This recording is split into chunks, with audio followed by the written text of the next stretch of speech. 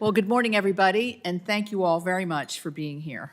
I certainly appreciate that. I'm going to roll right on time simply because we have a lot of other committees that are meeting, and so I appreciate our panelists for being here. This Congress, the Environment and Public Works Committee, has examined many issues associated with PFAS contamination and remediation, including potential impacts on public health, liability issues, and the EPA's regulatory responses.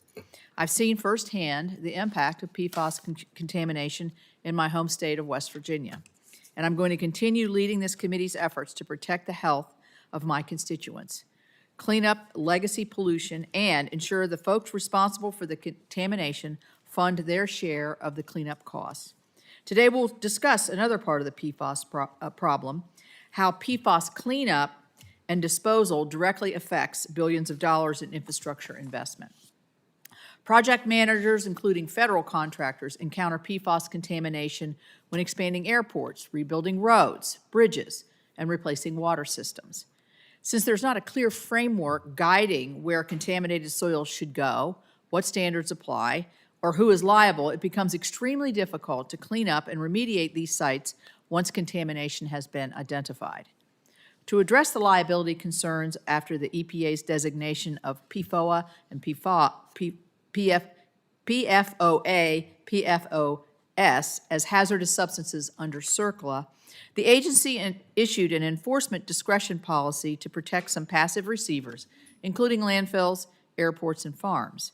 But that guidance does not offer an answer the practical questions that are halting projects right now.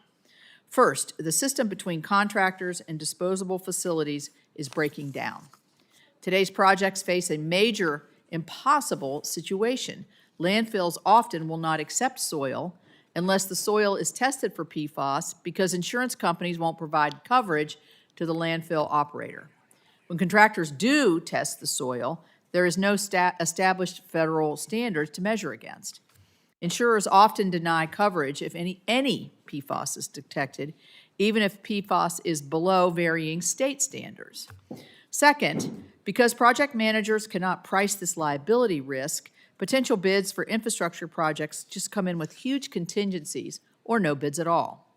This leads to a cost premium that directly affects how critical projects are built and maintained, and those costs are passed through to taxpayers and ratepayers. The EPA can take steps now to improve how these problems are managed throughout the full life cycle of a construction project.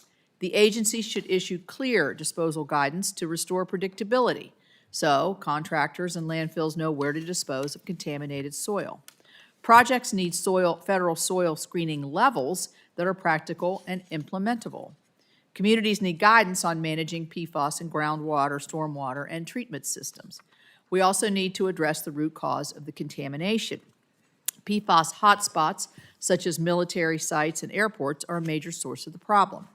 Without limiting contamination in these areas, PFAS will keep seeping into water supplies, leaving communities with a forever drinking water problem. For locations with the highest concentrations of PFAS, we may need disposal options beyond containment. The good news is that the destruction technology is here, and the EPA has validated that process through thorough testing, showing that PFAS can be destroyed at levels above 99.99%. That technology is expensive, which is why EPA needs to issue guidance to determine what management approaches are most appropriate. Liability issues must be addressed. The EPA should provide predictable pathways for good faith actors using the proven bipartisan model established under the brownfield cleanup process. When CERCLA liability slowed brownfield cleanups, the EPA used administrative settlements to protect innocent landowners and local governments. That same authority exists today. The EPA's April 2024 enforcement memo on PFAS enforcement explicitly contemplates settlements with passive receivers to protect those entities from third-party claims. These settlements close the liability gap that enforcement discretion leaves open and ensures that polluters pay. Administrative settlements are a critical interim solution, but case-by-case agreements are too slow to fully address a nationwide challenge.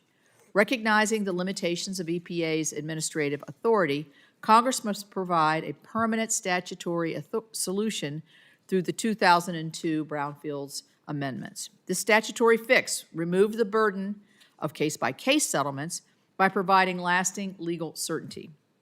This model is a proven framework for good governance, and it is the model we should consider for PFAS.